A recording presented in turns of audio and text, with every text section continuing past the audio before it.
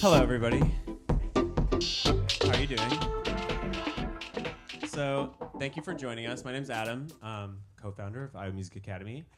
I know we had to reschedule this workshop in probably a really intense week for all of us. So, really nice to, be together and do this. So, tonight, Juliet, who we're really proud to have part of our team here, she teaches spin class, our 3-month DJ course. And she's going to be very generous and share her whole story, so I won't do that for you. So instead, just give her a round of applause.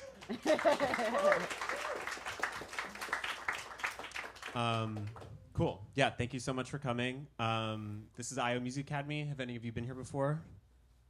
Wow. Okay. Yes. Well, welcome.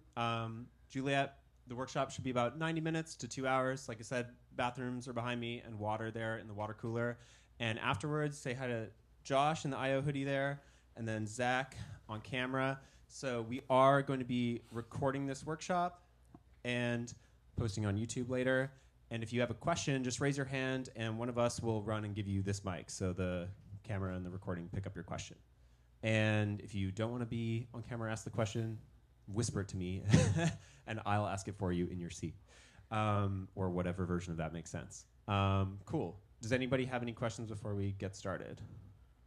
Nice. Okay, we'll give it up for Juliet again. Thank you.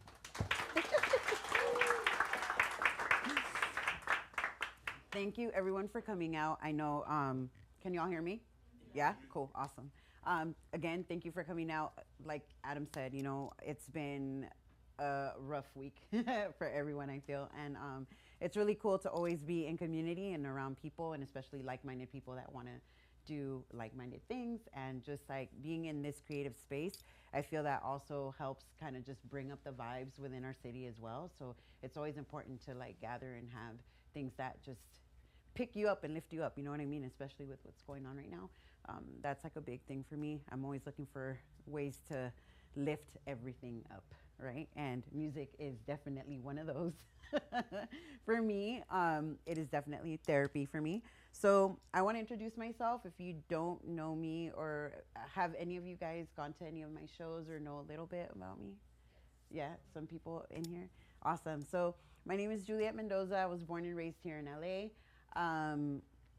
I love music. I grew up in a very musical home. My mother is a disco competitive dancer, or was a disco competitive dancer. She still goes out to disco things.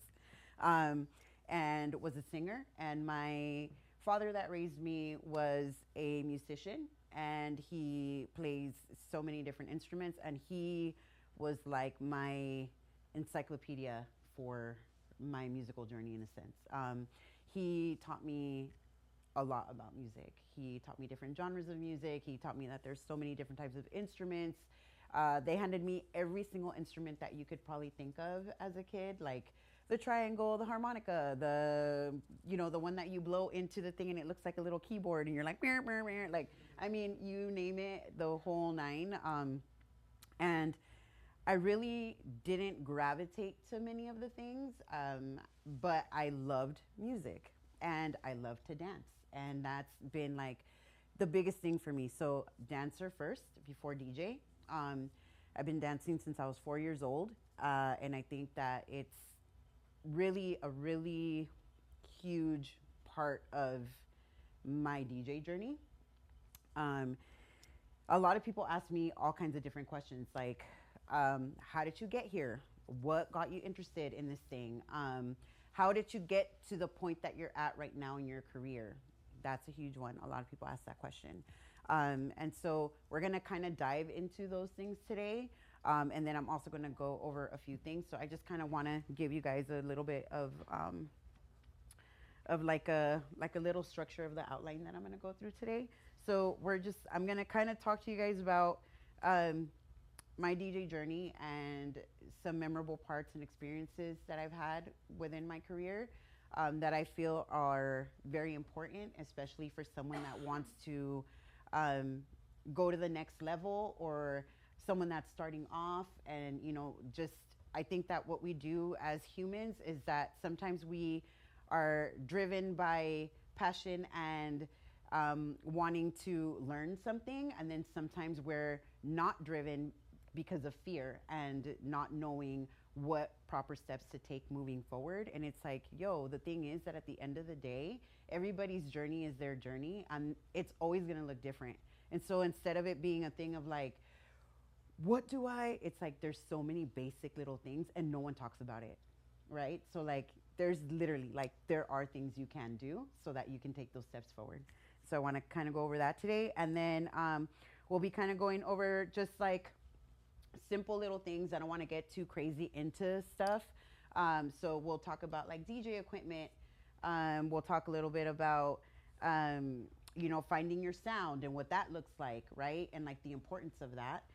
We'll talk a little bit about like DJ transitions and what I feel is a very important thing in that aspect of DJing. And then we'll talk about how to get started, what that looks like. What are a couple of things that maybe some people don't want to share, right? Because it's kind of like, I feel some people treat it like a competition, and it's not. That's the thing that's funny. Like everybody looks at this thing and they're like, I want to do this. And then it's like, but wait, if I give you the information that I got, then I'm not going to get there faster. It's not like that. Literally, someone can pick up doing this tomorrow and will be bigger than me by next week just because they were in the right place at the right time. That's just how it is. And I think that the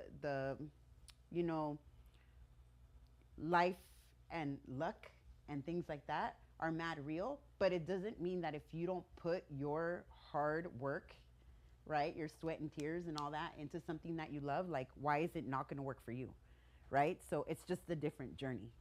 Get me? So I kind of want to go through that. So yeah, we'll get started. So again, my name's Juliet. I was born and raised here in LA. I have over 25 years of DJing. I started when I was 13 years old. I was around vinyl from very little. Just like my parents, they collected records. And so my dad being a musician, we had all kinds of different varieties of music at home. So from blues, jazz, rock, disco, country, oldies, I mean, everything you could think of, Spanish music, stuff that I didn't even understand. I was like, what is this? And now I'm like, oh, this is so cool. Like they were into like, like Portuguese and samba and like all these different things that I had no idea what it was when I was little. I would just like, oh, this is, so just all that kind of stuff. But the thing for me was when I was a kid, I loved to dance. And then they put me into dance programs and they were like, okay, this school, they have this free little program, let's put her in there. And then my dad's friend that was an artist was like, you should put her in classes, like go put her into stuff. And then I started learning more about different genres of music because of different dance styles, right? So for me, it was exploring the world of dance. When you explore the world of dance, it leads you to different types of music. So there's hip hop dance, hip hop music, right? So just things like that. So into maybe the age of 12, I had a cousin that moved out here to LA from Texas. His dad sent him over to live with us because he got in trouble in Texas.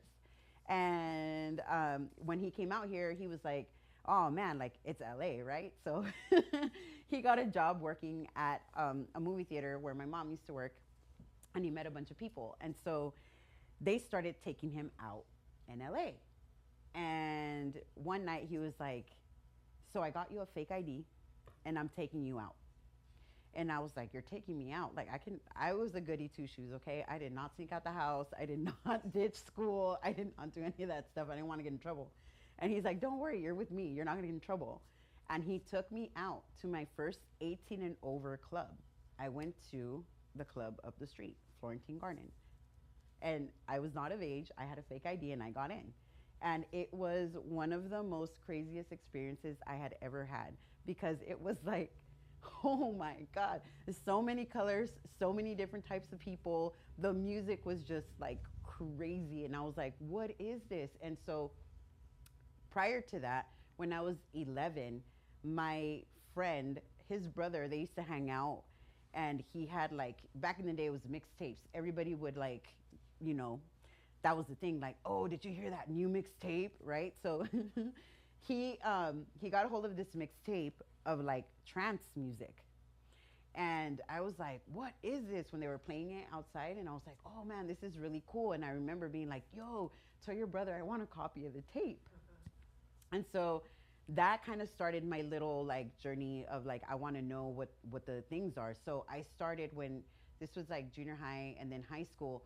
I would take the bus, right? So like you have high school kids with junior high kids on the bus. And I would see the kids that are like, you know, they're in the school bus, they have their Walkmans on. Like, not every kid had a Walkman. You know what I mean? So, like, it's just like this thing, you're like, yo, he's got a tape. So I'd be like, yo, can I get that tape? Can you make me a copy? And I would literally walk around. I would make my parents buy me a 3-pack of tapes, right? So I'd have empty tapes, and I would see the people, and I'd be like, oh, that one, he has a dope tape. Hey, do you mind? Can you make me a copy? And I would give them a tape because they'd be like, well, you got a tape? Yeah, here's the tape. And then I would get a copy of the tape. And it was probably one of the best things that ever happened to me because I ended up getting tapes from like just crazy all over the place, like the Midwest, it's just wild, right? And so I remember like, oh, dude, I started hearing DJs' names because, you know, they're like, oh, this is DJ da-da-da or whatever. Or like they would mark it like this is DJ so-and-so, right? And so when he took me to the club, I was like, oh my God, this is like the tapes. But now I'm like in this space where people are like dancing and there's like all this stuff to it. It took over my life. I was 13, sneaking out of the house, stealing clothes to go to the club. And I started this ongoing journey of like, I'm going to go. And back in those days, we used to have a club out here in LA called The Arena. And The Arena was all ages. Can you imagine the mayhem? It was insane. So we would go to The Arena, and I would go, and then kids from school would go out too. So I'd be like, yo, I found out about this club. It's all ages. Y'all should come. And they're like, all right, cool. Let's go. And then so I started my own little crew, and back in those days, that's what was the biggest, that was the thing. It was party crews, right? Back in the 90s. So I had my little crew, and we started to build our crew, and then we met other people, and we went to the club every week. Every week. Yo, I mean, it was like a thing. I would steal my mom's car to pack people in the car and go to the club. Like, it was a thing. And so we would do this thing, and then as we went religiously to the club, you get to meet people. You get to, the door people know you. The security knows you. Then the DJs start to know who you are because they see your face. Like, we would dance on the boxes and do all this crazy, yeah, that girl, that, like on the mic, like they would like shout you out on the mic. And then you would stay till the end of the night to be like, thank you. That was one of my things, which is a big, important thing. I would stay and say thank you for my experience. And that went such a long way. I have so many relationships with so many DJs right now because I waited to say thank you. And that's when I was dancing, not DJing. All right? So that right there is one of the biggest keys. Build meaningful relationships with people in your scene. That's a big one. You want to do this, you need your community. You need to show up. And you need to know like who people are, right? Because how are you going to know? And it's like you wouldn't even think that it's the person that's the person, right? The person in the background, they're always hiding in the back. You don't know who it is. But the moment you start doing these things, this is where everything starts to elevate. It really does. And so these people now have been the people that have put me on and have trusted me to say, hey, I'm putting the cosign on you to go and play with this person. This is how I got to where I got to right now. And that was hard work on so many different levels. It was not just me practicing every day.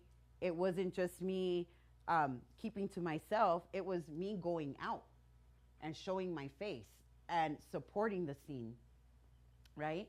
So it's really important to remember these key little things, because when you want to do something in this scene, if people know who you are, they're going to embrace it, and they're going to give you the space, and they're going to give you the green light to do something, instead of it being some weird thing where everybody's like, it's the competition thing, or the how dare you, right? It's literally building community. Okay. um, so key moments of my DJ career, I would practice. This is a huge one. Okay. I practiced every day. I would work 8 hours, and I would come home and I would practice. Not for an hour, not for two. I would practice for 4 to 6 to 8 hours, and maybe get 2 hours of sleep and go to work. As later with, later on getting into my career, right?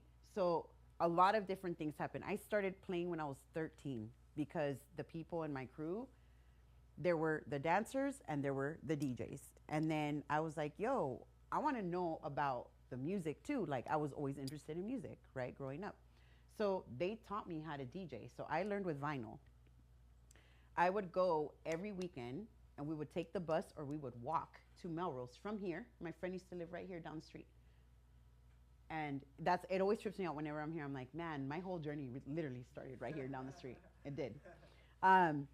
So we would literally take the bus right here and go to Melrose and hit up all the record shops. We knew everybody at the record shop, to the point that when we would walk in, they would already have a stack for us. Like, here's all the new shit.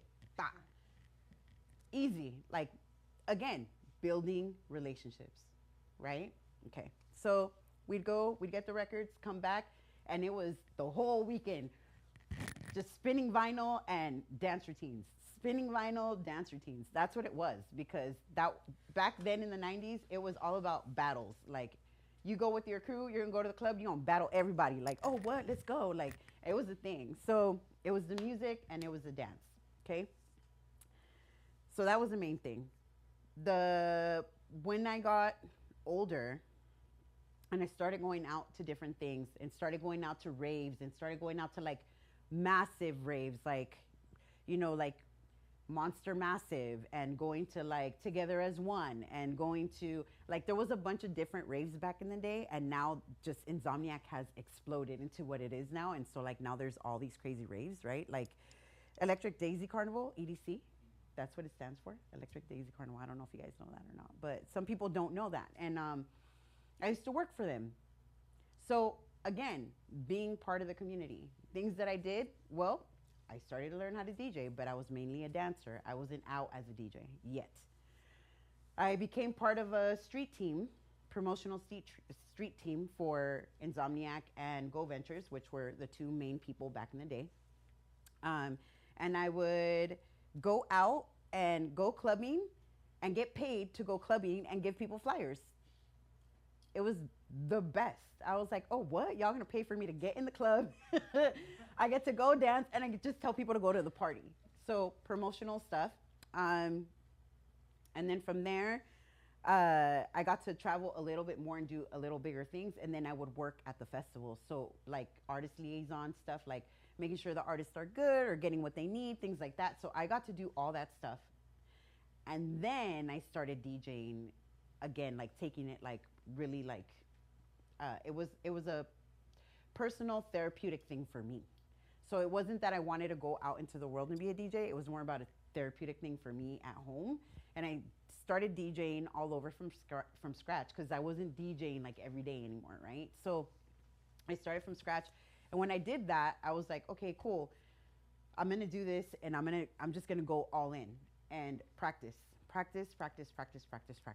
My days off, I would go to Amoeba, and I would walk in there at a certain time, and I would make sure that my phone was charged, and I would be on YouTube looking up songs and figuring out what was what, and I would be digging, and I would be in there for 6 hours digging for music, to the point that one time one of the LPs was like,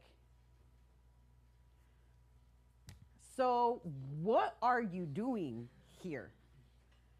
And they were like really confused because I would come and I would grab records and sit on the floor and just sit there, dude, to the point where like they were like, oh shit, where did she go? Like they were like, she stole them records.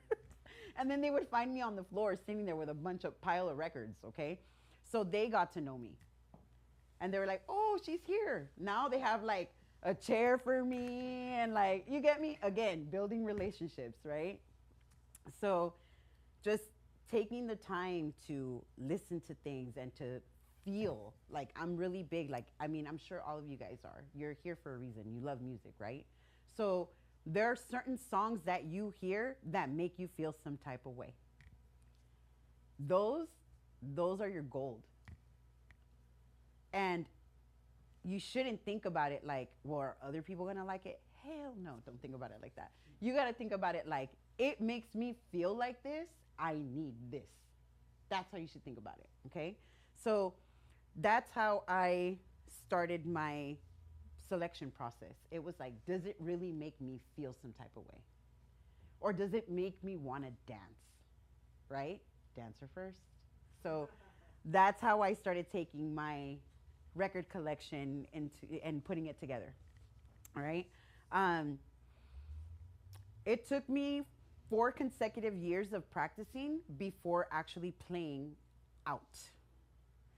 I played out because a girlfriend of mine decided to throw a fundraiser and wanted all women artists. And she was like, would you please come and DJ? Like, I know, like, it's nothing big, it's not crazy, we're just trying to do this thing, we're trying to, I think they were doing like a fundraiser for like artists, right? To like get money together for like some kind of like artist compound or something. And so I was like, yeah, cool, I'll do it. You know, like I'm not the best, but I'll come through. So I remember I lugged my turntables, my mixer, and my records, and I went to go play this thing. And it was so much freaking fun because I got to play and I got to see people react to what I was doing. And they actually were like, yo, this is cool. So then from there, I was like, okay, that was fun, but I didn't really want to go out and play out. It was more, again, of a personal thing. I had somebody else hear me play, and they had a club night. And he was like, I need you to come play at my club. I want you to come. I want you to open, okay? And I was like, all right, cool. Let me go do the thing. So it took him 3 months to convince me to go because I was scared. I was like, I don't want to go play out. And then I went. And it ended up being one of the most successful nights he had. But the reason why that happened was because I'm a dancer first. And so when the dancers found out that I was playing music, all the dancers went out that night. So these, again, community. This is, again, why is community important? It's very important, okay? So what I'm trying to get at is every single point in my life where something happened, it all happened due to relationships with people and community. Okay? So now fast forward. I'm now in a place where I've been able to do some really cool things. I'm super grateful for every single moment. I don't walk around thinking that I'm better than anybody else. I don't think that I'm bigger than anyone else. I feel like I'm equal to everyone. We are all the same people. I don't get starstruck. I mean, I get like, you did something to me, like that kind of thing, you know, but not like, oh my God. No, that doesn't happen. It's more of like, literally like, thank you so much. I give my thanks. I give people their flowers when I see them. Like, thank you so much for changing my life in this moment. I was going through a lot, and that one song or that one time you played at this one thing, like, I lost it, you know, like that kind of stuff, right? So it's, again, the meaningful pieces of us not being driven by ego. Like, it's really important, okay? And then I feel like being humble and being true to yourself also opens a lot of doors. It's going to open the right ones, right? So this experience that either heals them or changes them or makes them want to go learn something new, or they discovered something new within my set, or whatever it is, right? Like those kind of things. Those are the pinpoints of how you get to a certain place. Like what makes you different, right? So that's one thing. One of the biggest things, though, that I tell everyone is the more simple things are, the better it is. Okay, so I'm going to go through a couple of things with you guys right now. DJ equipment. Who DJs? Okay. Who wants to start DJing? Okay. Do y'all have equipment at home? No? Some of you don't. Okay, so you don't even know what to buy? Is that kind of like a vibe that I'm feeling right now? Okay, cool. So we're going to go over this. Okay. So one of the biggest things is, so if you could see, so y'all see this, right? Y'all can see this up here? Okay. So this looks like a lot of buttons, right? Right? Okay, cool. So simplicity is the best thing to start with. I started with 2 turntables and a mixer. That was 2 channel. Okay? So that would be X-Nay, all this stuff. And it was just 2 strips, all of this right here. And this, the crossfader. Right? So that's pretty much what it was. It was very simple. It was like the American DJ gear. All right? I spent $50 for 2 turntables and a mixer. I got lucky. I was like, yo, Facebook, who wants to give up? Okay, I got me 2 new Mark turntables and a American DJ mixer, right? 2 channel. You want to go simple first. Reason being why is because when you have something like this that's like either a 4 channel or you have a mixer that's like a 6 channel, they have all kinds of stuff going on now. You're going to look at all of this and you're going to be like, oh man. And not only that, but when you start actually touching your equipment, what's going to happen is if you start with something that has way more than you can handle mentally, you're going to start doing things that are going to make you feel like you're not getting somewhere. You're not moving forward because you keep making mistakes, right? So the thing is, mistakes are good. Mistakes are going to help you grow. They're going to teach you what you need to do next, okay? So, for example, earlier I was playing, but I'm going to choose to more like simpler songs. Something that's not so crazy.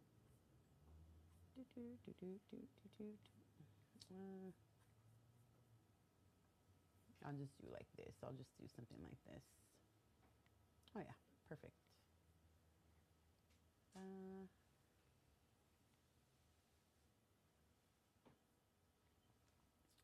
All right, cool. So when you start your DJing stuff, okay, when you start doing all your things, you want to get equipment. If you're going to get a controller, you're going to want to get a controller that's maybe easy to carry, a little smaller, that you can use with your laptop.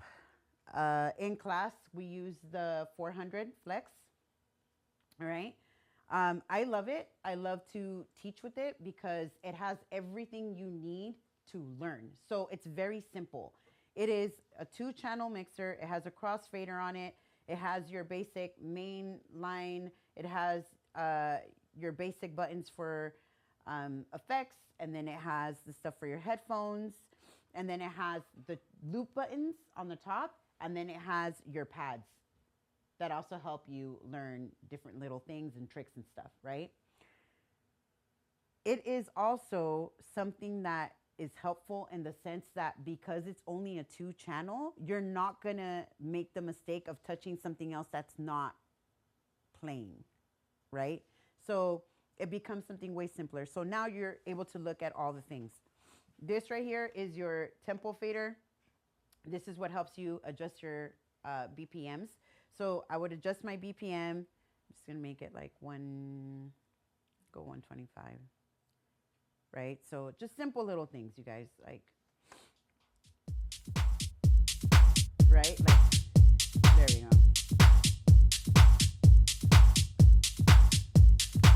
So I'm playing my music, but as you can see, there's 1, 2, 3, 4 channels, right?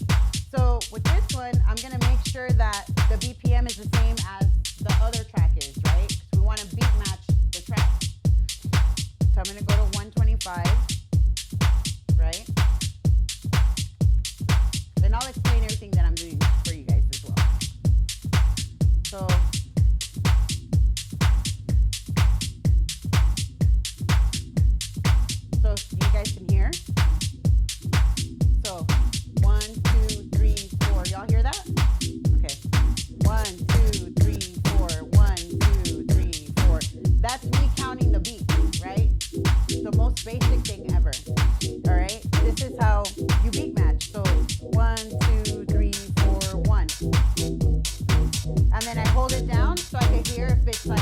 music going along with the other track? It is, right? All right, cool. So before I bring it in, I'm going to bring the low down on the track that I'm bringing in, okay? So I'm going to go ahead and bring down the low, which is your bass, your kick, okay? Then I'm going to bring it in. Right? So now they're having a conversation. And then we're going to switch over to the bass, your kick.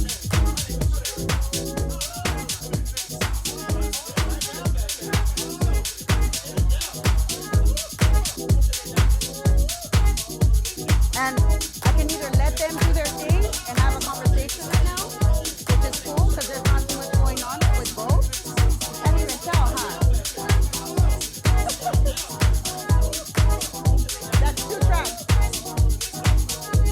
Huh?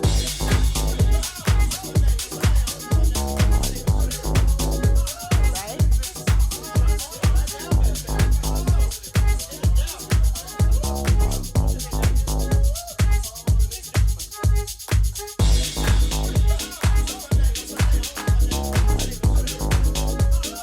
Right? So now it's 1 track.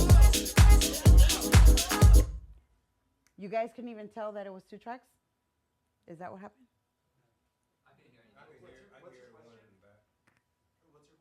So could you guys hear that it was 2 tracks playing at the same time? Right? Okay. Yeah. And then you could hear just the 1 track playing. But the transition was smooth. It wasn't rocky, right? So what I'm saying is the beat matching, all of this stuff with just the 2 channels, that's all you need when you start. Like you don't need something complex. You don't need to get the bigger thing until you feel ready for the bigger thing. The other thing too, right, is why, go ahead, you have. Sorry to interrupt. I just wanted to ask about that transition that you did. Mm-hmm. I couldn't tell. Yeah. I couldn't tell if you did a fade or if you just like cut. Like, I couldn't tell. What did you do? Okay, so I didn't cut it out. Okay, so there's Okay. different types of transitions, right? So like there's like the cut method, which is usually used in hip hop music, right? And then there's like the fading method where you blend everything together. It blends. So when you properly blend the tracks, it shouldn't sound like anything is happening. It should sound like it's 1 track. So all I did was I brought down the low, which is where your kick and your bass is, right? When you're listening to music, what do y'all do when you like your music and you're in the car, you're walking, whatever? What do y'all do? You nod your head, right? So that right there, that's the beat. You nod your head to the beat, all right? So the easiest way to explain this is you're matching that beat with the other beat to make sure that they're complementing each other. But part of these transitions, one of the things that happens is that depending on what key the song is in, it might sound different, right? Depending on the genre, it's going to sound different. Does it mean that you can't make them mix together? No. It just means that you just have to be more aware of how they sound together. So when you take these simple little steps like that, it just makes it way easier for you to see if they're compatible. I treat music like a conversation, right? It's like, yo, I'm feeling you. Oh, you feeling me? Okay, cool. Let's keep talking. All right, hell yeah. Let's keep the conversation flowing. Now, sometimes we feel things and we want to bring up the energy, right? So I can bring up the energy in different ways. I can either bring it up by changing the genre of the music, or I can change the energy by just going up in the actual genre with its energy. So that means if I'm playing something that's in a key of 1, or let's make it better. If I'm playing in a key of 8, A, right? I can go up 3 and change the energy. So I'd be going to, instead of 8, it'd be 8, 9, 10, right? So I can go to like 10 A now in key. And that's going to bring up the energy in the room. Question? question for you. Can you explain exactly what the keys are for everybody that kind of doesn't like Yes, what the keys are? definitely. Thank you. Okay, so this is another one too. I didn't go to music school. Okay? I know a lot about music, different types of music. My dad's a musician. He knows how to read music, but I never learned.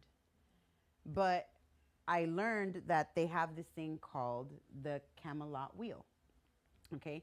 The Camelot wheel breaks down the keys within music, right? And then what happens is there is an application called Mix and Key, and that what happens is it simplifies the Camelot wheel. And now you have something that is way easier to read. So when I'm saying 10A and 8A, it's because it's been simplified in that sense. So it's like looking at a clock, right? So in a clock, we have 12 back to 12, right? So like you have 12, 1, 2, 3, 4, 5, 6, 7, 8, 9, 10, 11, 12, right? That's what it looks like, this chart. Within the chart, it's the numbers. So you have 12, 1, 2, 3, 4, 5, 6, 7, 8, 9, 10, 11, and then you go back to 12. It's split like a pie in a sense, right? So it's all going down like it's a wheel. But in the inside, it's cut in half, and then you have the 12, and it's A and B. The 1, that's A and B. The 2, A and B. And so within that, when you start to learn about these things, it's going to teach you how you can maneuver within the keys to make it make sense, where it's not going to throw you off, where it's not going to sound distorted or sound like pots and pans, or it's going to like really throw you off, because energy is energy, right? So that's another thing. It helps you kind of understand where the music is going and the sense of energy. Another thing too that's really helpful that I do with my students is whenever you're going to work on a mix, right? If you're working on a mix, I tell my students, start at the lowest BPM. I want you to go and explore the world of music and get yourself like, okay, we're going to do a 20-minute mix. I want you to go find 15 songs. 15 songs is enough for me, about an hour, 45 minutes, an hour, okay? Depending on the length of the songs. But it's a perfect way to also have the space of creating something for a 20-minute mix, okay? So within that mix, when you go out, and the thing for me is like, I want you to be creative. I want you to listen to your inner self and not think too much about, is this gonna match? You're gonna find the way to make it match, okay? So when you have different tools that help you, the mix and key chart is a tool that helps you do these kind of things, okay? So I don't get all crazy in depth with that, because that'll be a whole other conversation. We will be here forever, but it is a tool that helps with that. What I did right now was I literally did a transition with just bringing down the lows and switching them, and then bringing in the track. You couldn't hear what happened. It's literally a fade in and fade out transition, but I switched the lows. When I do that, you're now, a big thing that happens too that people kind of ask me like, well, why do you do that? And why don't you take down something else within the EQs, right? This is a huge one.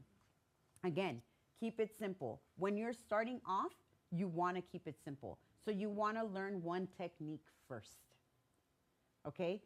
Reason being why is this. Music. Who produces music? Anybody in here a producer? Okay, awesome. So, do you use the same kick every single time you make music? No. Do you use the same chords every single time you make music? Or pads? Right? Yes. Yeah. So, songs, everybody out here, I don't know how many songs are out here in this world right now, right? But there's many. So, you're not going to pick, I mean, maybe you will, but, you know, the chances of that is crazy. But not every song is using the same kick. So how are you going to know if the songs sound good together or not? And it's not just about the kick. It's not just about that. It's literally like, how do the songs conversate together? right? So you got to listen to them first. And one of the things that people like to do is just go gun ho and just jump and just be like, oh, well, it's because, and you're like, oh, that sounds horrible. And then it doesn't sound good because you haven't taken the time to see if it actually sounds good together. Again, the thing with the kick, the reason why I bring that up is because some people like to leave the lows on when they transition, but they can't hear what we're hearing outside in the crowd. You're listening to whatever you have in your headphones and in your booth. But the thing is, this right here is not compared to the massive sound that is coming out in a room. Especially when the sound design of that room is like top tier. You can hear every single little thing. So if you bring them up together and one sounds way, one's stronger or harder than the other one, and if it's just off by one little beat because it has a little more swing in it or whatever it is, it's going to sound blah, blah, like it's like a delay is in there or something. Like it's going to sound muddy, but you can't hear that because you're not out in the crowd. So all these little things, it makes a difference. And so I always tell everyone, keep it simple. Learn one thing at a time. Everybody wants to rush. I get it. You want to learn how to do the things. Like, it's like, come on, I want to learn it now. Everybody wants instant gratification, right? But you got to take your time with it. So that's just one transition. It's the most basic transition. It's bringing down your lows. Again, so if y'all know, like this top one here is your trim. The one on top, this is your high. The one below that is your high. This is your mid, and then these are your lows, okay? The other reason why I like to use the 400 is because it keeps it simple. If you go to the club right now, you'll most likely get the CDJ 3000s and the V10 mixer.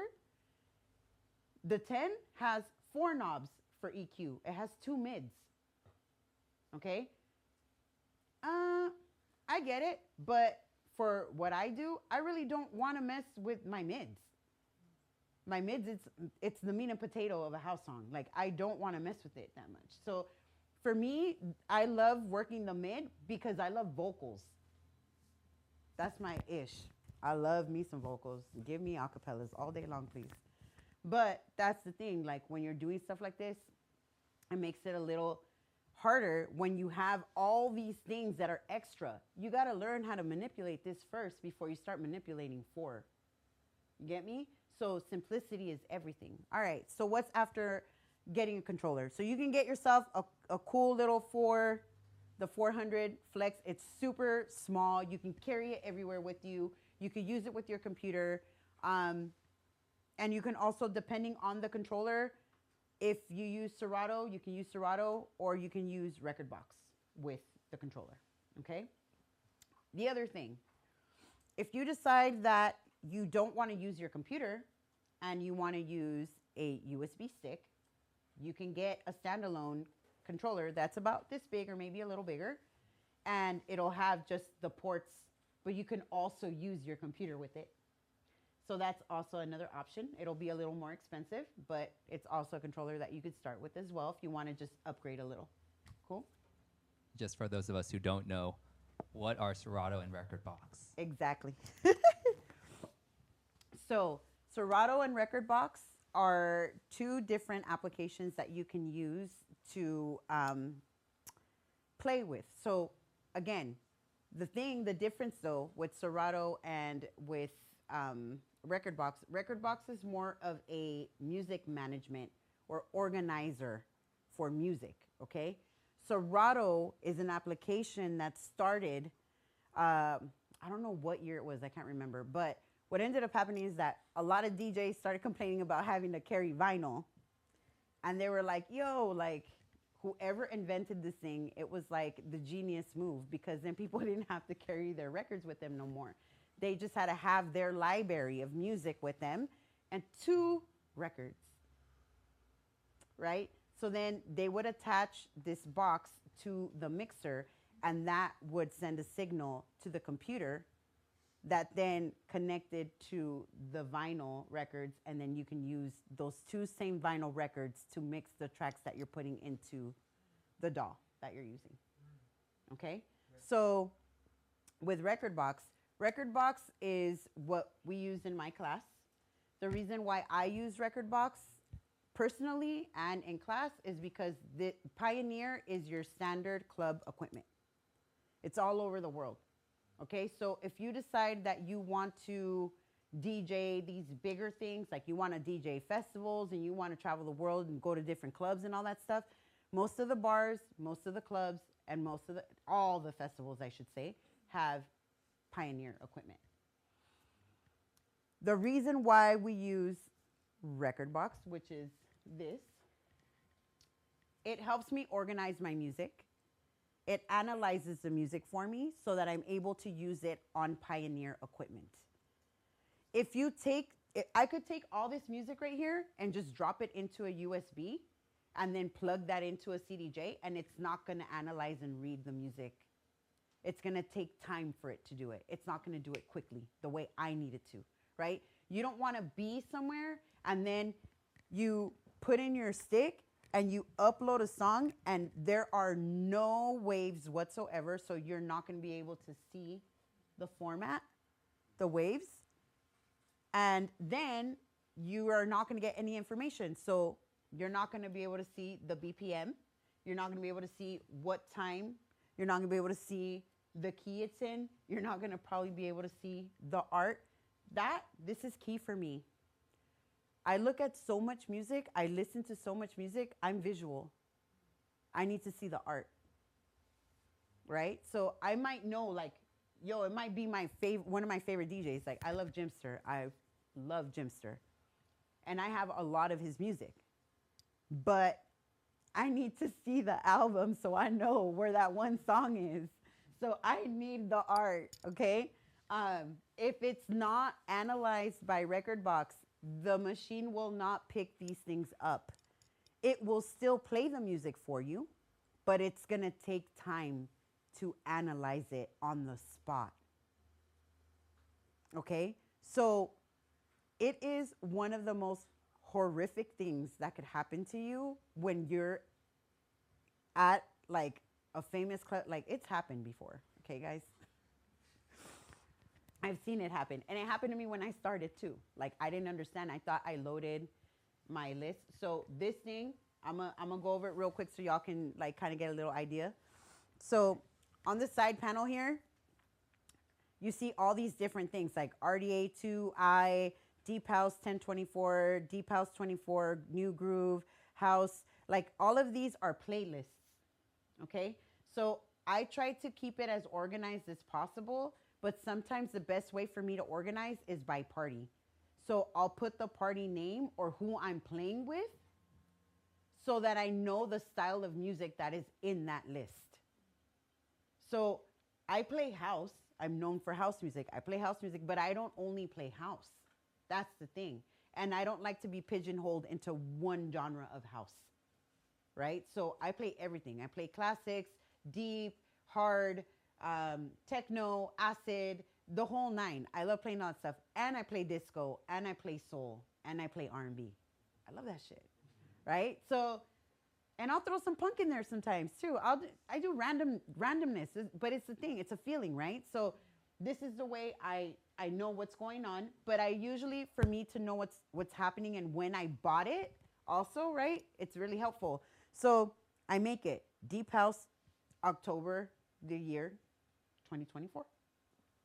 And that's how I kind of keep it. So then I'll have like the Deep House, a house category, this category. So this computer's fresh too, you guys. I just got this computer not too long ago. So it's getting organized.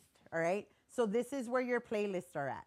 All right. So every time I buy music and I stick it in here, I make a playlist and then I name it like it's this genre of music and I bought it at this time. Okay. And then, so I can find like the newer stuff faster, right? So it'll analyze all the tracks and then you're going to see the names, all these different things that you see here. And then of course, like the wave, right? The waveform of the tracks. So you can do a lot of things with this. So once you have the playlist up, you can say, well, I kind of want to see where the BPMs are at. Like they're scattered here, so I'll click BPM, and now it's going to make it from the lowest to the highest, right? With my students, when you start making mixes, I tell everyone, when you start making these mixes, if you have no idea how you want to get somewhere or how to bring up the energy, start with the lowest BPM and build from there and go up. Okay? You're also going to learn how these tracks, like the way people make the music, the meaningful way of how people make this music. Because right now, what I'm hearing is a lot of people go out and they're really into this like hard style stuff, which is like 140 something BPM. And so people make these tracks at like 125 or 130, and they're being pushed and ramped up all the way to 142, 145, 147. And that's now considered hardstyle or techno.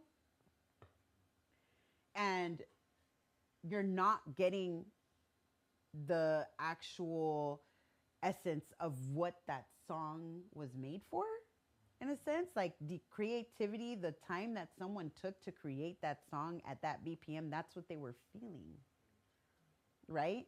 So again, this is why I tell people, like, kind of take your time with everything. You're building yourself. You're starting to grow with something. You should take your time with it, right? It's like a relationship. You're not just going to jump in a relationship and be like, hey, we're getting married next week. Like, right? So you're going to take your time with everything and learn the sounds, what that genre is. That's the main thing. What is this genre? You're not going to learn by ramping it up from its original form to 140, right? It might sound cool to everybody else, like, oh my God, this is so cool. But you're not going to learn the actual thing, the essence of it. But yeah, so you can do something like this. Again, you can hit genre, and then it'll align everything and put it alphabetically for me. So now I know where my Afro house is, my classic, my deep, my whatever. You get me? Like, these are things that you can do with this so you can have a better idea of what's going on within your list. So this is an organizing management software, and it analyzes the music for you so that when you go and you plug it in at the club into a CDJ, the CDJ is then now going to read all the things that you are looking at as well. And it's going to be way easier for you to find your music. And you can do all of these things on a CDJ. On the 3000s, it's touch screen. You can touch BPM and it'll fix it for you just the same way like here. You could do the same thing with genre. You could do the same thing with artists. It's the same thing. So it helps you in that sense. Go ahead. My question is, so if I don't, can I take my record box account to any CDJ? Or do I have to always bring my controller with me? That's a good question. So not every CDJ is going to take record box. It's not. So every, how do you say this? Like every company that makes equipment, DJ equipment, they all have their own software. So Denim, they might partner with Serato and have something that is compatible to Serato or to the Denim software. You have things that are specifically made for certain things. The reason why I teach record box is because this is what you're going to use around the world. This is what you're going to get, is you're going to get Pioneer equipment. Pioneer is the top brand all around the world. Now, here's the thing too with Pioneer though. Pioneer got smart. And they got Serato involved. So now they have record box and you can play Serato on some of these machines. So if you already have Serato and you don't feel comfortable transitioning over to record box, you can still play with their equipment that is compatible with Serato. Okay, so you can get a controller that'll play both. Okay, And even in my class too, I have students that have Serato, and I'll teach you how to use it.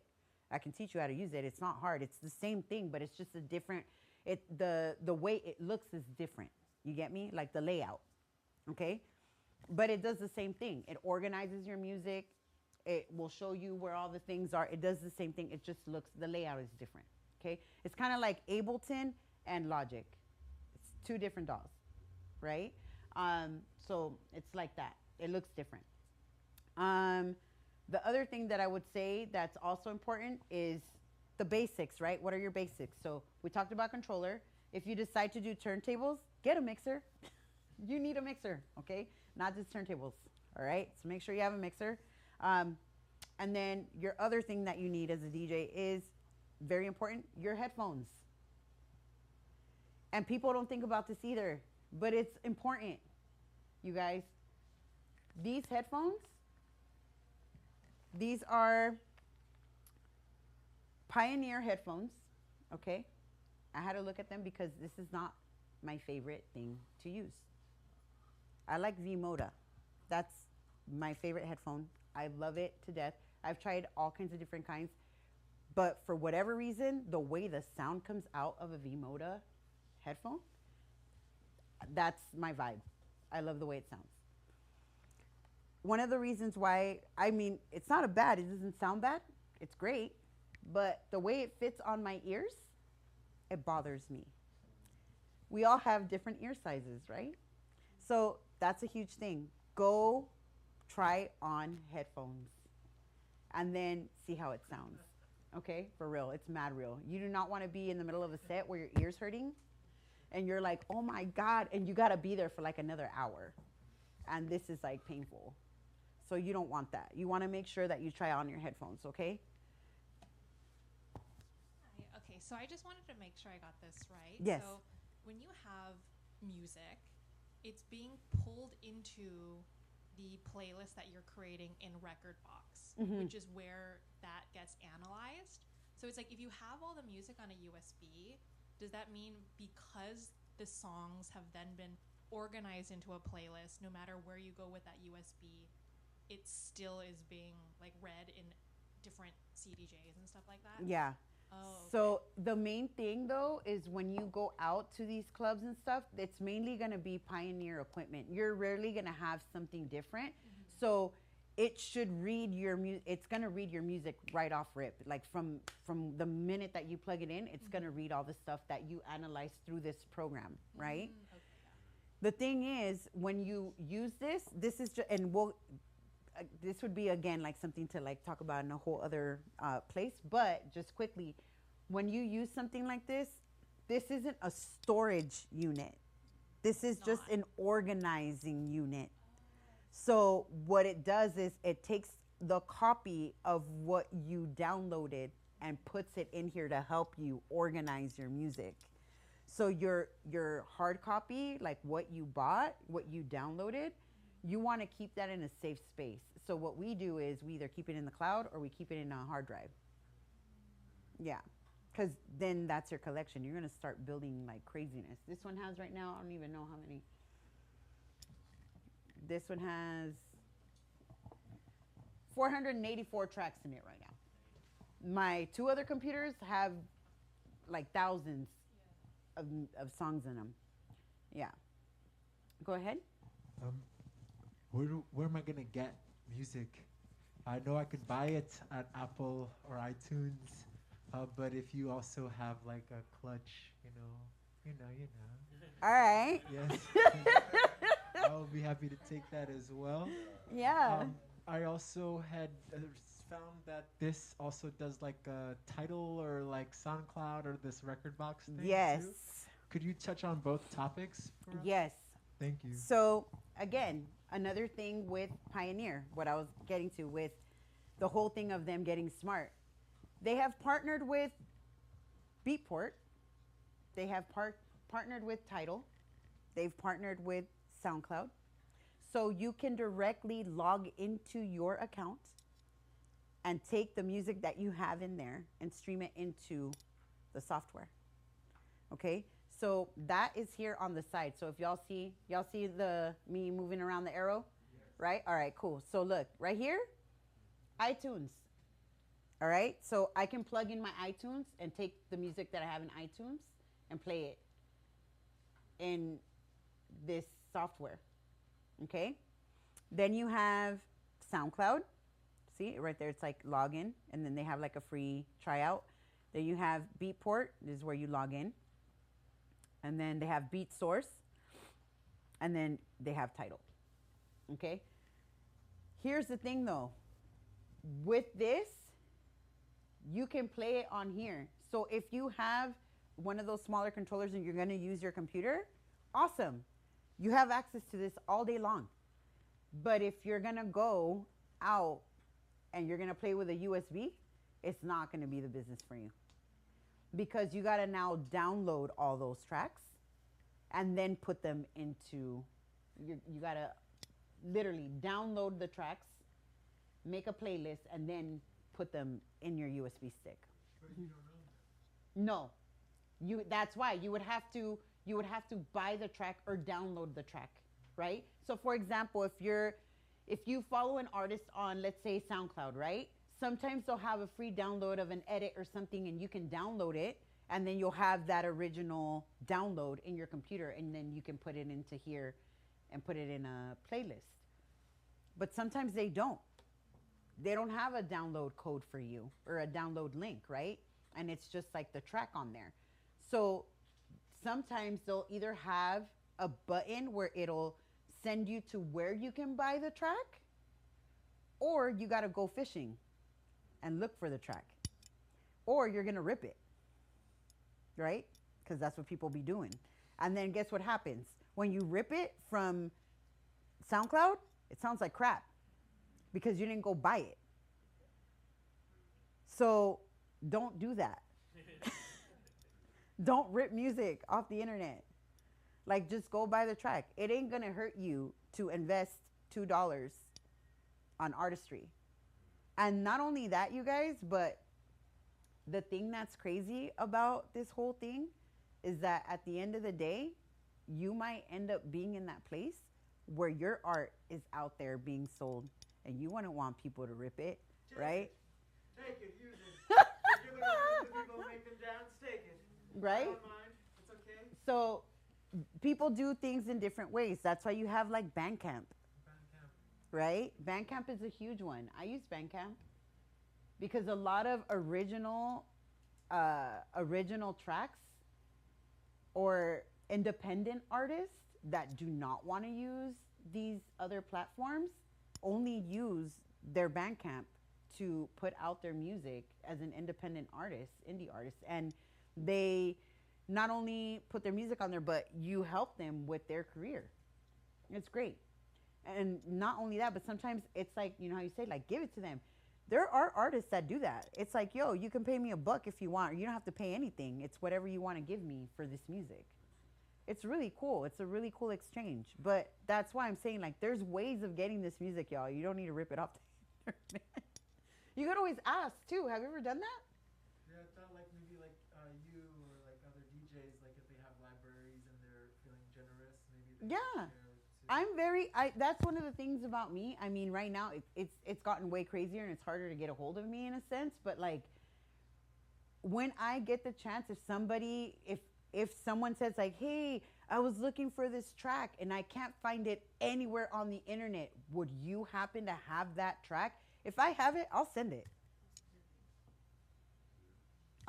It's not for me to own, not like that. Like, no. You know what I mean? So, yeah. Or sometimes I've had students that have asked me for a certain track, and then it got pulled off the internet, so it no longer is anywhere for you to purchase. And I have access to different people, so I hit up people and say, hey, can you get me this song from Black Coffee? Because I can't find mine, and he took it down, so I need Superman from Black Coffee. Can you have him send it to me, or can you get it for me? And they'll go get that track and then send it, and that's how I was able to help one of my previous students that was like really like a huge Black Coffee fan, and you can't find certain music that he made in the past anymore online. Kate Renata secretly dropped his Cuff It remix of Beyonce's Cuff It remix. He like secretly dropped it through SoundCloud because obviously because of rights reasons. Yeah. And it's like I found it and I was like, yes, this is it. So people like do it by. Yeah, but it's the digging. It's Yeah, fun too, right? It's fun. It's the thing to do.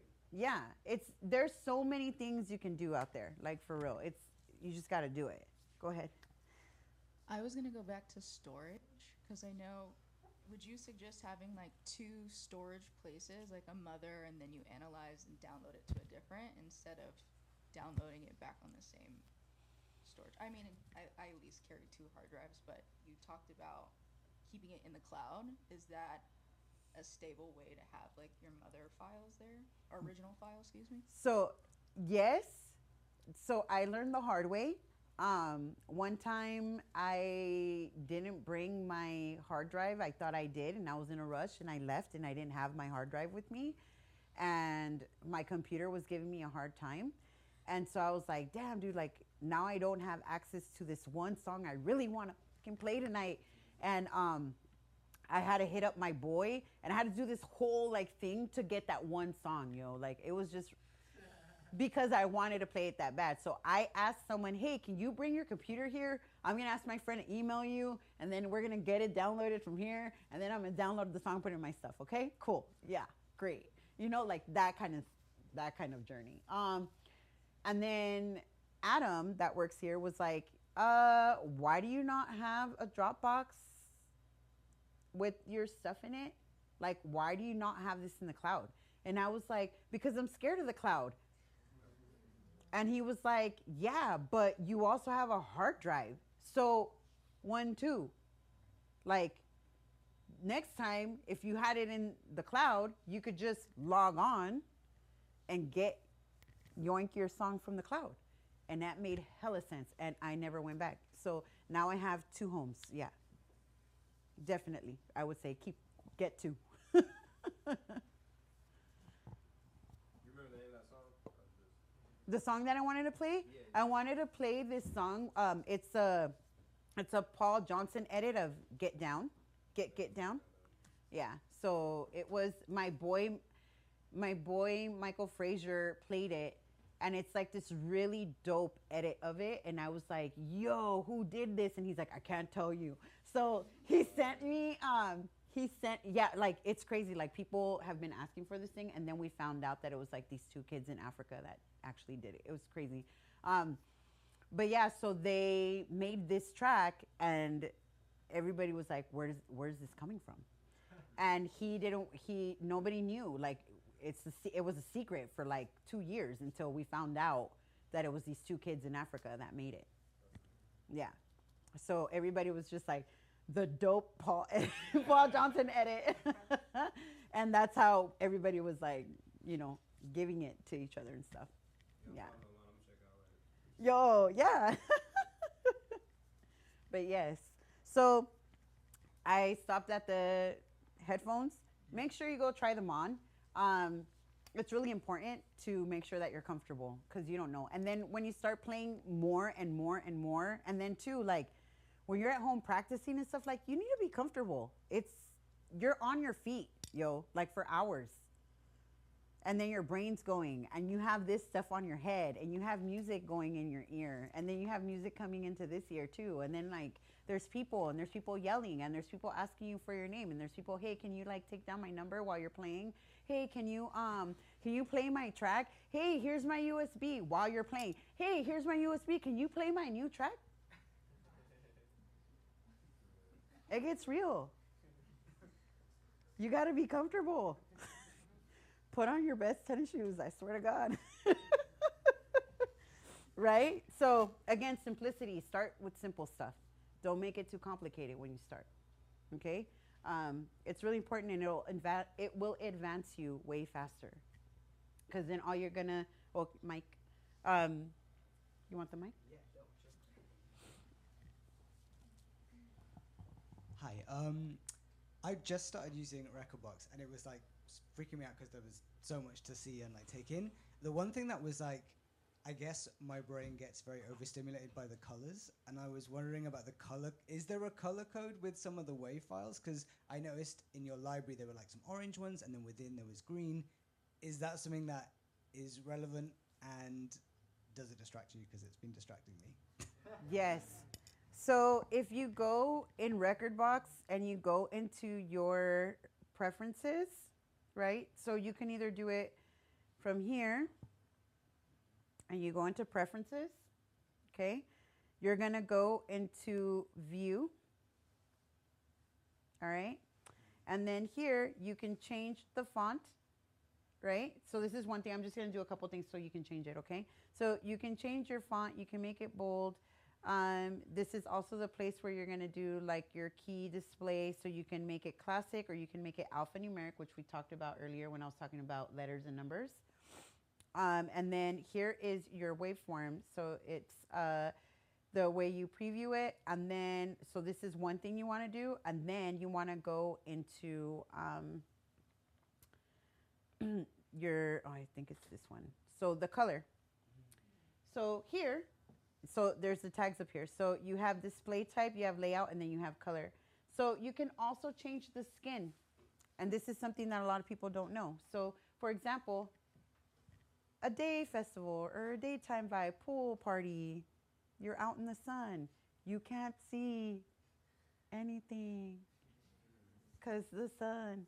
So you want to change the skin to white or light. Sorry. Bam. Now you can see everything. Okay, so this is the way you want to do your daytime stuff. You want to have it on light. And it makes sense. Like light, light. Dark, dark. You're in the club, go dark. Cool? Right? It makes sense. And then waveform. So I could either go blue into its original form where it's not too wild. You're not getting all the crazy colors, right? The reason why I have it where it's the crazy colors is because I'm looking at where the vocal is, where there's a chorus, where there's this, where there's that. But that's also with time, you will get to know what all of that is and why it's there. Okay? And then you have the 3GB, right? So this one has all those different colors. And if you see here on the bottom, right, you see like it's red here, and then it's purple, and then it's green, and then it's like orange at the drop, and then it's purple again, and then it's green. So it's all that. And then you have the 3-band that looks like the butterfly. A lot of people like this. I think it's like, I think they get hypnotized by it. And they're just like, oh, it's so pretty. And I'm like, oh my God. But yeah, you can totally do that. You can switch it around. But the blue is actually the original form. And I think it is definitely not as distracting than the other ones are. So blue, you can change it. Yeah. You're welcome. Yeah.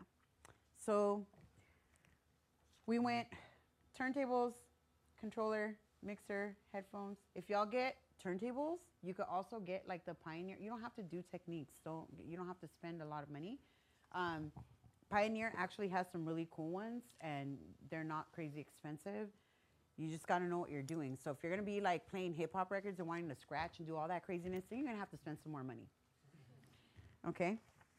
But yeah, that's one thing. So now I'm going to get into which standalone do you suggest as a good starter? I think that I believe it's the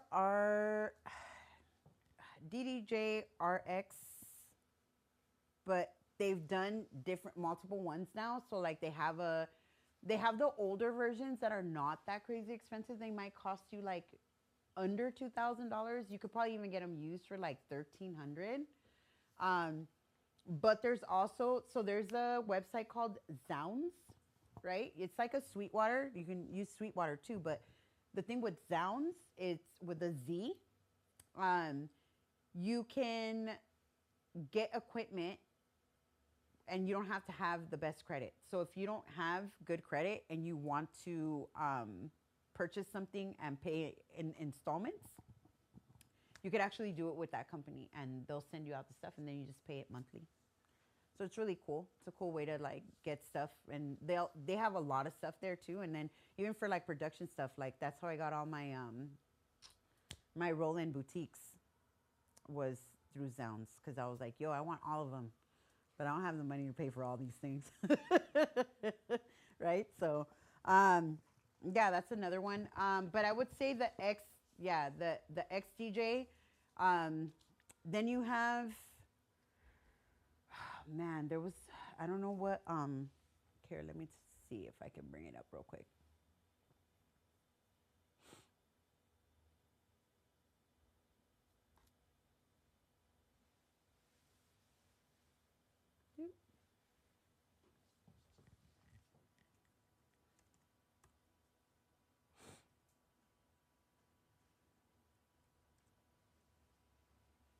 See, I think it's this one, the newest one that came out. Right, so that's about $2,000 for the newer one. If y'all want to see what it looks like. Here, is that it right here? Yep.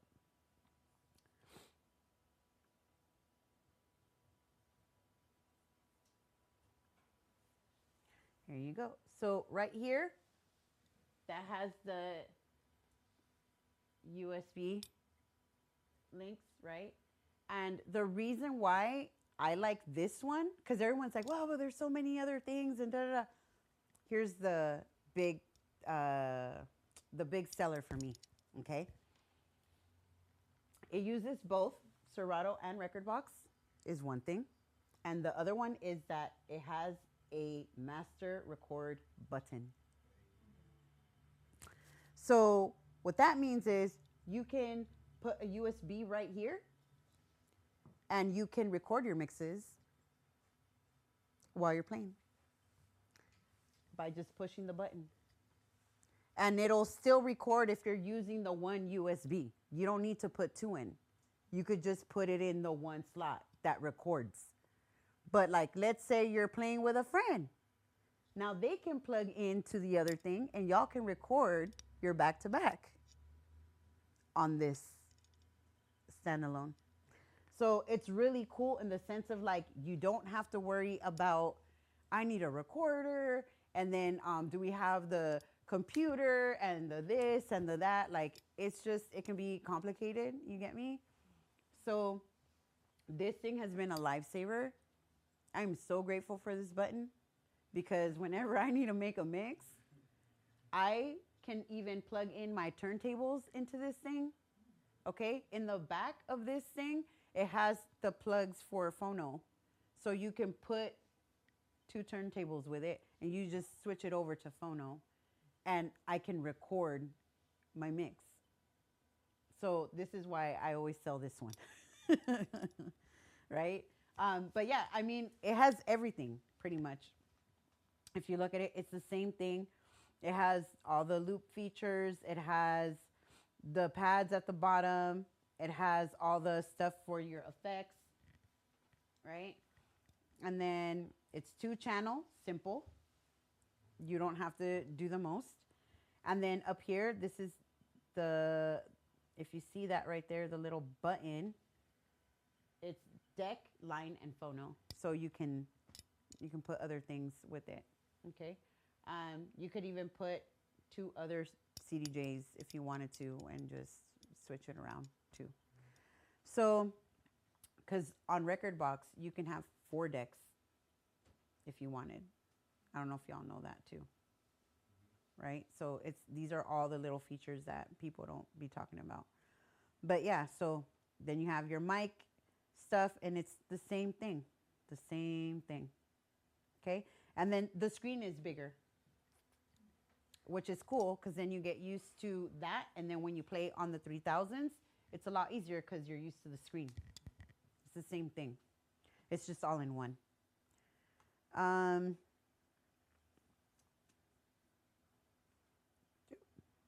we go. So yeah, on here, you can always change this. So here you have like these options, right, which you want it in performance, but then here you can change it. You can make it to 4 decks, right? And then you can also change the way that looks, the format of it. So I can make it vertical. So now the waveform is vertical, like Serato, because some people are used to Serato and they want that Serato layout. So you can actually do it with Rekordbox as well. Let me go back to the 2. All right. So now next, I'm going to get into finding your sound. This is huge. I feel that everybody kind of starts to get a little weary about how do I make myself stand out? How do I become this unique DJ that everyone's going to want to listen to when everybody's playing X, Y, and Z, right? No one's going to tell the same story. That is my biggest thing that I tell everyone. I could take someone's music from them and play it, and it's not going to be the way they play, because I hear things different from that person. So everyone in this room has their own unique thing already. You don't have to go searching for it. You already have it. The thing that needs to happen is, how are you going to build your selection? How are you going to do that? What are the things that really resonate with you? So, for example, who here listens to just one genre of music in the car? Okay. Who here listens to just one genre of music when they're at work, if you're able to listen to music? Okay. So how many of you guys have like a mixtape of some sort that you listen to that plays all kinds of different varieties of music when you're playing it, whether it's at the gym, in the car, at work, like a mixtape with like a variety of music, right? I would say most of us do, right? Like, I don't want to listen to the same thing over and over and over again, okay? So here's the thing. When you listen to these songs, there's songs that you hear that make you react, right? Again, like I was talking about earlier, when you hear things like that, those are the things that you need to start paying attention to. Write it down. Who was the artist, the name of the track, and what label it's on. Okay? Now what you're going to do with that is you're going to dig. You're going to go into, what does this artist have out there? Let me listen to more of their music. Is this something that really resonates with me? Do I want to play this artist's music? And then from there is you go into all their stuff, and then you look at the label and you find other artists that are on that label. Now you can dig within the label. Okay? Now when you do that, you start to see and meet and get acquainted with other artists, right? So then now they're going to start to show you other outlets. And sometimes what happens is that some of these artists are not just a one genre person, and they do things in a bunch of different places. So then you start to learn about new things or new genres or a new sound. And this is how the whole rabbit hole digging thing starts, because we're not like, I think that when you think about the human body, who we are as people, the way that we have senses and the way that we hear things and our emotional side and all of those things, like, it never fails. If I play a Latin track, everybody, I don't care how old or young you are, your ass is moving. But that's because of the rhythm presence of the heartbeat and having this grounding sensation. And like, it's just this thing that calls to you. It's like the motherland calling type thing. You know what I mean? Like, people talk about this stuff all the time. But you have to understand that there is music that moves people, but there's music that moves people, right? When you're DJing, you're manipulating everybody. And people don't think about it like that. And I'm like, yo, you are the puppet master.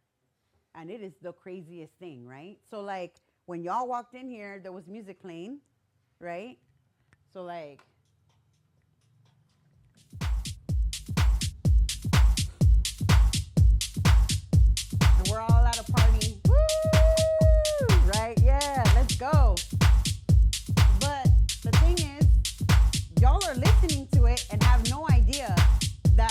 I'm in control.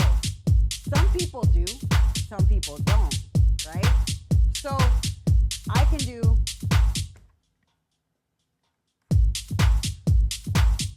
But the thing is, the moment I did this, everybody, and then, right? So, okay, now here's the thing about this. You can do anything you want. There are no rules in the sense of how to be creative, okay? So when you start to find the music that really resonates with you, the way that you're gonna make it your thing is the way that you wanna put it out there. So what are the things that stand out? Is it the vocals? Is it the BPM of the song? Like, are you a person that like you just want things fast and it makes you feel some type of way and it's like, you know, like, I mean, everybody is different. That's why everybody gravitates to different things, right? Or we all go to different shows and look at different artists and stuff, right? Now here's the thing. I like all kinds of music. I play a certain type of genre, but I don't stick to it when I go out and play. I like to tell a story. And that's actually an art that is not present as much as it used to be before.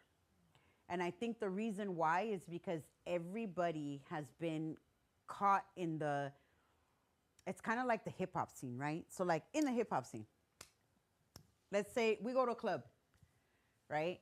And you can go to a club where there's mad hip hop heads that know the music inside out. They are like, it's their thing. Like, it's their life, it's their passion. And they will play that music in a way that you're like, yo, this track, I think I've heard it like, I don't even know how many times, but the way that they're playing it right now, it just hits different. It's like, oh my God. Then you can go to an open format bar and they'll play the same track, but they're only going to play one piece of it. And then they're going to cut it off and then put something else on. Or the guy's on the mic and he's interrupting the song the whole time. And you're like, yo, I came to hear, I came to dance and hear the music and have a good time with my friends. And it's like, yo, you're like, oh my God, like it's game over. Like you don't want to hear it, right? And it's like, I always talk about this because because I started to recognize that when you buy music now, the house music used to be 10 minutes long, 8 minutes long, 6 minutes long, 12 minutes long. Disco records, 10 minutes long, 14 minutes long, 20 minutes long, right? Now, house music, 3.5 minutes long. 2.5 minutes long, 3 minutes long. And thank God that someone's like, make the extended version. Because I'm like, yo, like, I want to do something with this. I don't want to just hear this thing and then it's done. Like, especially if it's a banger, like, you want to hear it. Like, I think we all know when we have something. And you can tell because the energy in the room, like you just feel it. Like everybody's just like, whoa, like, you know, it's a thing. We're all feeling it. So these things make a difference. Are you going to be the DJ that cuts the songs in and out? That's like making a mix or when you get on the microphone? Both. I kind of want to get on the microphone. I kind of want to bring back the idea of an MC, like as they DJ as well. And so I think when you were laughing, it made me think, oh, this would be a good challenge. I love a challenge. Yo, don't challenge me. I love a challenge. Now, here's the thing, right? I get it. I love the mic. You can give me a mic all day long. But I understand that for me, at least, my journey with music, especially with house music, being a competitive dancer in house music, I see it differently. And for me is I want to tell the story when I'm dancing of what I'm listening to. I'm communicating with everybody on the dance floor. When I'm on a dance floor, I don't stand around. I dance. I interpret. I am your interpreter, right? Because you hear it, but when you see somebody feeling it, that's a whole different thing. That moves people. It's energy, right? So I'm not going to take the time to just speak on a microphone, but it's cool in the sense of like, what music does that? What genre? Anybody? Hip hop is one, But okay, pop. But I mean like having an MC. Who are like known for having an MC while the DJ is playing? What? Dance hall? Yes. What else? Break dancing. Like, well, yeah, in break dancing they'll have like they have MCs and then they have break beats, right? Okay. Yes. Drum and bass, garage music. Like, they have MCs. Jungle. They have MCs as the DJ's playing. But they are giving the music an extra element. They're giving it an extra oomph. They're giving it the spice, the Goya, as I say. Like, you know, I'm like, yo, throw that Goya on it. I need more flavor. They're giving it flavor. So with these things, it's cool to have those things if you can do it right. If you can do it right, I mean, who doesn't want a hype man? Imagine if you had a hype man. For real though, like you wake up and you have a hype man. Is he right next to me? Yes. That would be dope. How much would you get done in a day if you had a hype man? Right? So yeah, it's cool. But again, it has to be done right, like you said. And it is a challenge. I think in electronic music, yeah, they can bring out a singer and sing, right? But how much? I think that's it's a challenge. When you were saying that you're adding your Goya with like you as like a dancer, were you saying that you would DJ and then come out from the booth and dance? I dance all the time. I dance behind the booth. I go into the crowd. I don't dance on top of things that I don't do, but yes. 10? That's nice. Yeah. I love to dance. And my thing too is I need my dancer energy. So I bring dancers with me. If you see, some of the times they've recorded some of them where I have dancers in the background with me, like I'll have like actual house dancers behind me because they keep me tapped in when it's a huge crowd. So I love to have that. But yes, so like make sure like when you find people that influence you, that inspire you, what are they playing? Go look at that. Do your homework. Go on YouTube. Look at their latest video that they posted up. Where are they playing? What are they doing? You have to do your homework. Go out to the club. Go find out about new artists. Go check out local artists. Go see a band. Sorry, Juliet. My question is because you're talking about the music aspect of it, like the artistic aspect of it. Mm-hmm.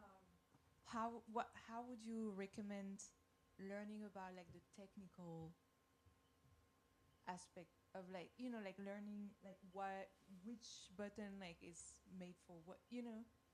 Not like the artist, like how can we learn about that? So that would be like you would want to take lessons, you know, like you want to be able to, here's the thing, right? Like, I think one of the biggest differences is everybody's different. So some of us are hands-on, some of us are visual, some of us are more impacted by reading the things. Like, yo, I trip out when I meet somebody that they can read a manual and do what it said. I'm like, yo.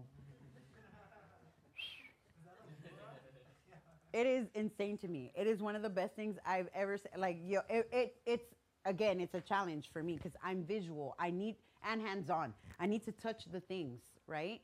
So I would suggest that if you're not able to take a class if you can start with seeing some videos and testing it out at home and doing the things, then cool, you know, like do that. But start touching it so you know what it does. Because if you don't touch it and you're afraid of it, it's kind of like when you play vinyl, it's really funny because people are like, I'm going to play records. And then they go and they touch it and it's like, I'm like, touch it. It's not going to bite you. So it's more of like doing the things, being hands-on. But definitely, I mean, here's the thing, right? Like, this is why I teach. I teach because I want people to learn. I had to learn the hard way. It took me a long time. I had nobody teach me. I had to teach myself, right? So then when I got to a certain place, I was able to go to people and say, hey, so I know how to do certain things, but I need help. I want to learn how to do this. And then that's how I advanced. And then teaching also is like such a big eye-opening thing because I get to go back to basic step one every single time I teach. And it is one of the most humbling things that reminds me of how far I've gotten and what I'm giving to someone. It's an experience that not many people want to share. I'm not saying that there's not good people out here that would want to share things. There's many of good people out here, but not everybody has the time, right? So this is the time that I make to teach and give back to my community. So I would say definitely, if you could take the class and it's going to be helpful, I don't care what level, like here's the thing too, like you could be on so many different levels, everybody gets something to take home. Whether you're a beginner or a bit, you know, intermediate or has done it for years. I've had people that have been DJing for 20 years and come to my class because they're like, I do not feel like I was taught correctly. And I think that the way that I'm doing X, Y, and Z, like I feel like I need to rewire everything. And a lot of people do things that don't make sense in a sense. And it's like, oh, I didn't even know that I could do it this way. And then they learn something new. And then again, like, I'm only teaching you one thing, right? So again, like, learn the things. When people leave my class, it's like, okay, what do I do next? Like, you better practice. You better practice. And if you really want this, like, you got to also remember that this world right now, to be a DJ, you got to be a what? A DJ and a producer. So there are many things that you can learn here, you know, which is producing as well as the DJing.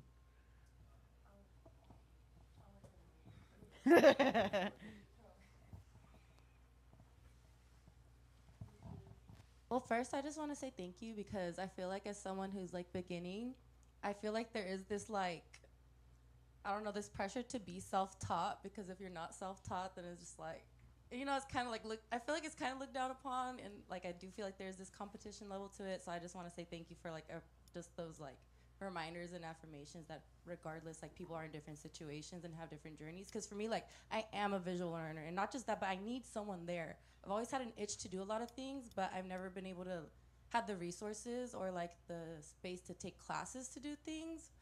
But now I'm an adult and I make my own money, so I can't do it. Yeah. So that's why I'm here. But so just want to say thank you for that, number one. And number two, I wanted to actually ask you, like, do you produce music and when did you start doing that? Like, when was there a transition, if so? Because I feel like at first I got the idea of, yeah, like wanting to DJ, but then I did start to think like, well, I do want to eventually also make my own music. Like, I don't want to, as beautiful as it is, like I don't want to just play everyone else's music. It'd be cool to be able to like spin my own stuff, you know, and mix my own stuff at some point. But yeah, just wondering, like, do you do that and when did you start that journey?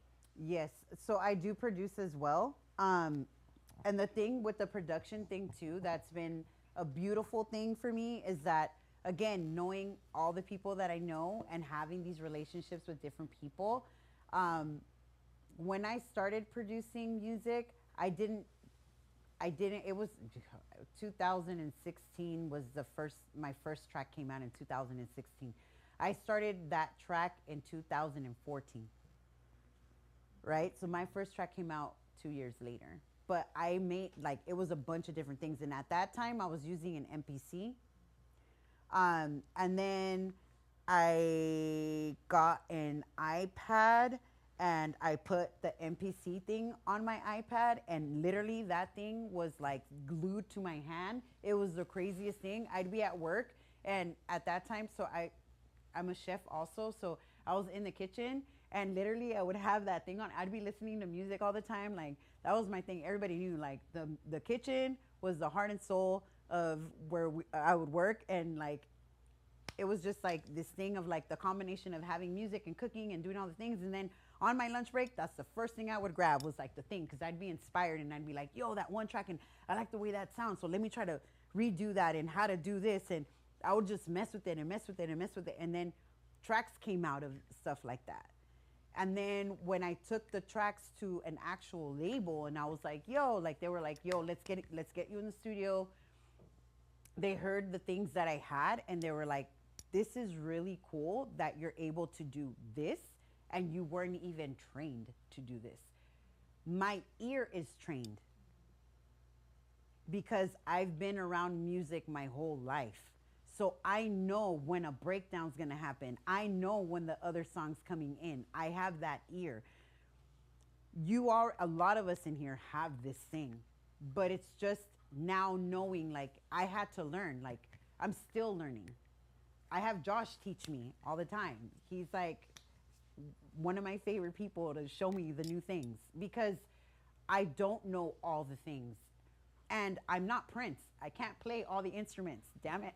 You know, so like, I've heard so many things from different people. And the thing about production too, it's not scary. A lot of it, like, a lot of people kind of are like, oh, I don't know what to do. And it's the same thing. Well, if you can't do all the things by yourself, I can't. So again, what does production look like? For everybody, it's different. Some people can actually like go to a production class and learn all these things and use it and utilize it to like the 10th degree and be amazing at it. And there's people that just are like, yo, I'm not that good at this part, but I'm really good at this part. But if you keep practicing, it's only gonna get better. And if it means that you're really, really good at that one part, like let's say you're really good at making drum beats, yo. Okay, cool. So then you're the drummer. Go get yourself the bass player. Go get yourself the chord player. Go get yourself the vocalist. You have people within your community that know how to do things that will help you. But if you have the tools that are going to plug you in, that's what counts. So even if it's basic training. So like if you come, like let's say you come here and you take, it's building blocks, right? You take building blocks. Now you know how to use Ableton. So when you go somewhere and you have a session with somebody, there are people that don't know shit. But if you know something with someone that has experience in doing these things, they're going to want to guide you. They're going to want to help you. People are not mean. Again, it's the people you work with too, right? So build your relationships.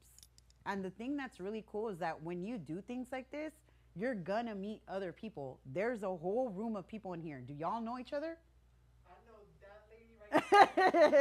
This woman with the black hair. Right? So, Josh and Adam. but not everybody else. But see what I'm saying? Like, everybody in this room, y'all can exchange information. And now you got a whole new group of people that are interested in something that you're interested in. And I think that that's also a big thing. So when you go to school, the thing that's really cool about being here, and it's an awe thing for me that I'm now in an environment where I get to come here and be around creative people every week. And that pushes me to stay creative.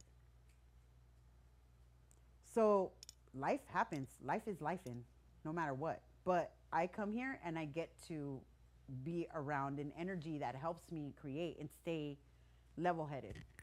and reminds me of who I am as a person too, because it's not easy.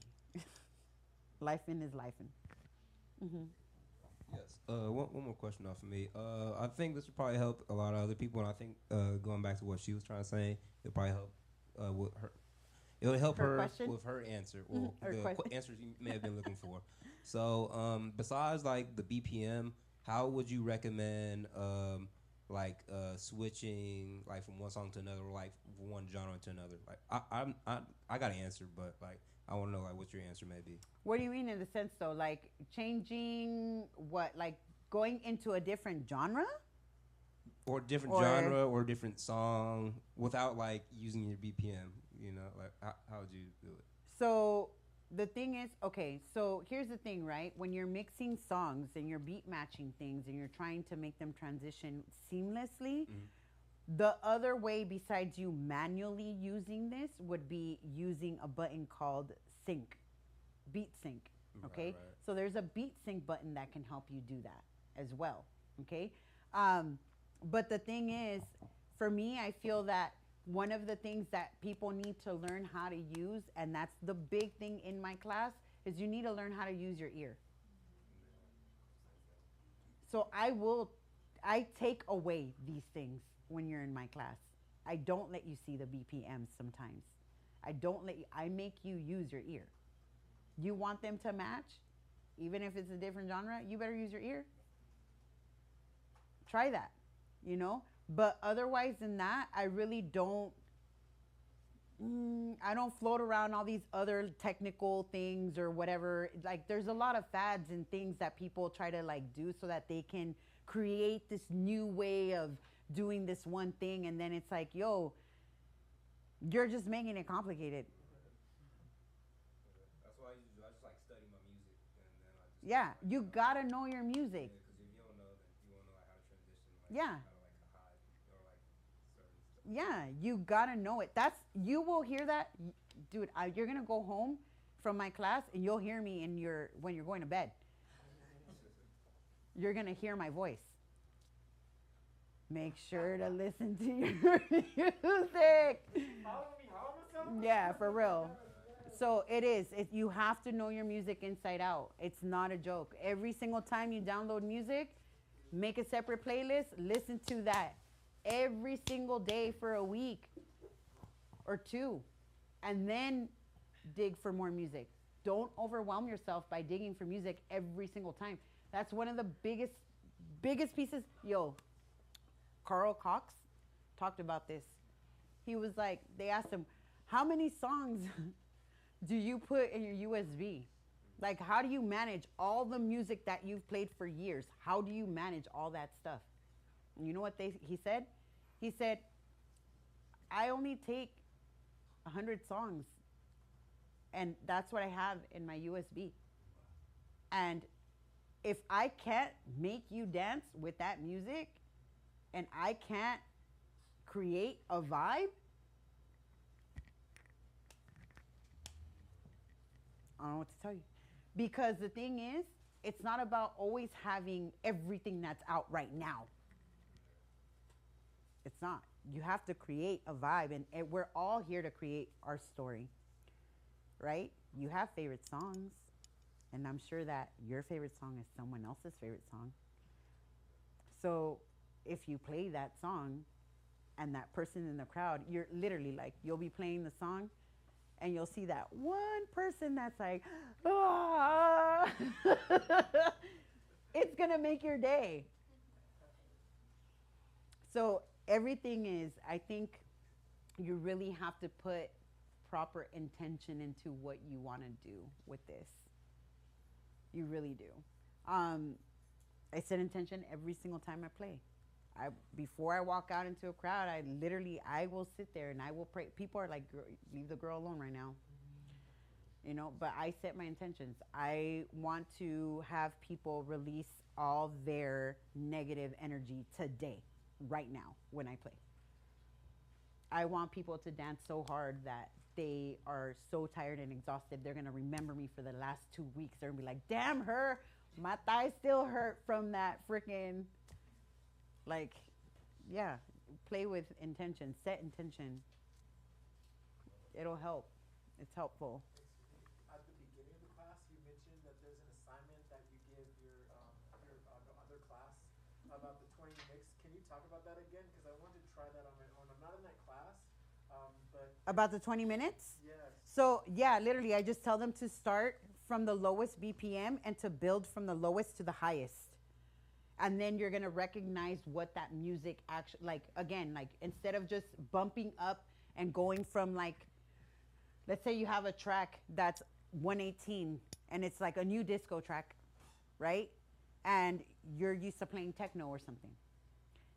You're not going to, like, ramp up the 118 track to, like, 132 and think to expect that you're going to get the same energy of what the original song was meant to be.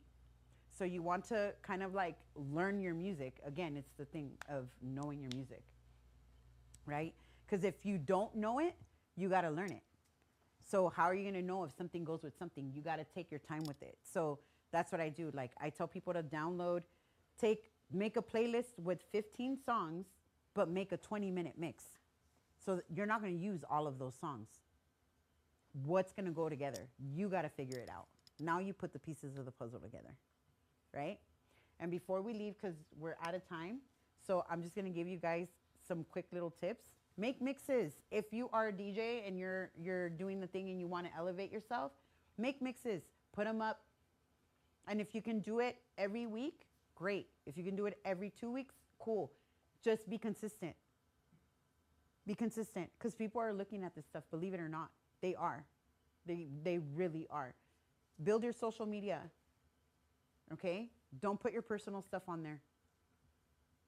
If you want to start branding yourself, keep it that way. Brand what you're doing, what you're gonna give people. Like, start showing people what you're about, what you're playing, what your thing is, whatever. Whatever it is that you want to incorporate into your music stuff, do that. Make sure you have all social media platforms. And then the thing too with the making mixes thing, make sure you hashtag your mixes. Hashtag them. Put your name on there. Hashtag your name, your DJ name, right? Then hashtag what genre it is.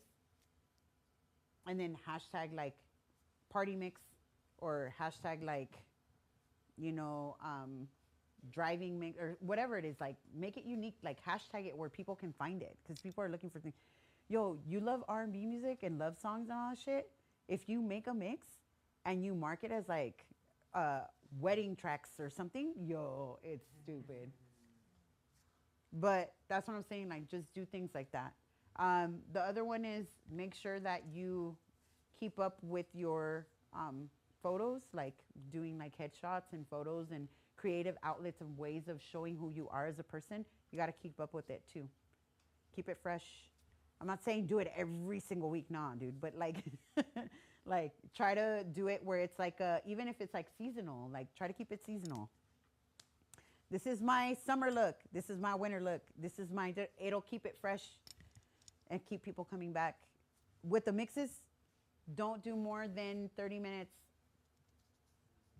You can make hour mixes too, but 30 minutes keeps you coming back. You're not giving away your meat and potatoes. Okay? So 30-minute mixes are great.